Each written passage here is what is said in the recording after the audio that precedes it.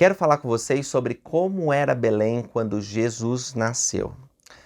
Belém, essa palavra Belém, ela vem do hebraico e significa casa ou lugar de pão. Padaria. Simbolicamente é apropriado, porque Cristo, que nasceu em Belém, disse: Eu sou o pão da vida. E mais, eu sou o pão da vida. Aquele que vem a mim não terá fome. Quem crê em mim nunca terá sede. Eu sou o pão vivo que desceu do céu. Se alguém comer desse pão, viverá para sempre. E o pão que eu der é a minha carne, que eu darei pela vida do mundo.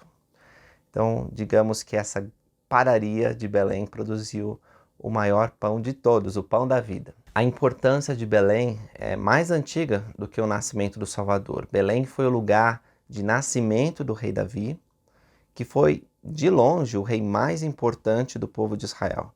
Davi, ele é identificado como o filho de um efrafita de Belém, de Judá, chamado Jessé. E é Belém que Davi foi ungido rei sobre Israel pelo profeta Samuel. Ele pastoreava as ovelhas do pai quando Samuel foi lá e ungiu ele como rei. Então Belém se tornou conhecida como a cidade do rei ou a cidade de Davi.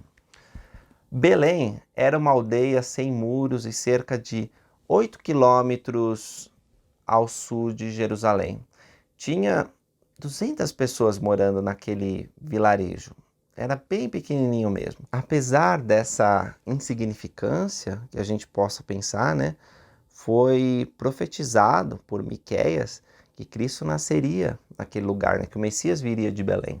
José e Maria, talvez os pais deles tivessem nascido em Belém antes deles migrarem mais para o norte, lá na Galileia. E Mateus e Lucas dizem que o nascimento de Cristo foi em Belém. Então o que acontece? José e Maria tiveram que viajar para Belém para cumprir uma ordem imperial, né? Onde eles tinham que se alistar, como diz lá nas Escrituras. Eles tinham que se alistar para recolher tributo, para saber quanto que eles tinham que pagar de imposto. E Belém não era capaz de absorver tantas pessoas num período tão curto, né, desse decreto. E aí ficou super lotada. E José, com a esposa grávida, estava preocupado. Como diz o texto bíblico, não havia lugar para eles na estalagem. Não havia lugar para eles no quarto, pode ser uma outra tradução. Então eles podem ter encontrado abrigo na casa de um parente, só que não podia ficar dentro da casa, não tinha espaço lá. E aí eles foram para uma parte exterior da residência, que era o estábulo, né? E alguns estudiosos das Escrituras dizem que, embora o Novo Testamento não mencione caverna, era costume daquela época você ter uma caverninha, digamos assim, como se fosse um negocinho de hobbit, né? Uma casinha, assim, uma toquinha, uma escavação, onde os animais estavam lá, é considerado um estábulo, né? E aí José e Maria, buscando privacidade, viram naquele fundo de casa, aquele fundo de quintal, o lugar que tinha disponível.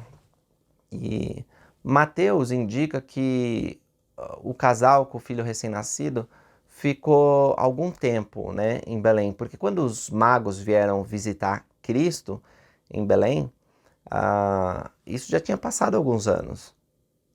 Alguns meses ou alguns anos, né? Porque Cristo não é mais tratado como bebê, mas como um menino já mais crescido. Há 4 fatos sobre Belém relacionados a Cristo. 1. A anunciação a José em Belém. 2. O nascimento de Jesus em Belém. 3. A adoração dos magos em Belém. E 4. O massacre dos inocentes em Belém. A última menção de Belém que a gente tem na Bíblia é encontrada em João, quando alguns que ouviram Jesus Cristo disseram que Belém é o local, devia ser o local do nascimento do filho de Davi. Depois disso, Belém não é mais mencionada no Novo Testamento. E a ordem dos fatos é assim: ele está em Belém, mas a família vai se refugiar no Egito, e depois eles voltam e Jesus vai crescer em Nazaré. Então, o que você achou desse vídeo? Você gostou de aprender mais sobre Belém? Deixa aí nos comentários, compartilha esse vídeo com seus amigos e encontro você no próximo vídeo. Até mais!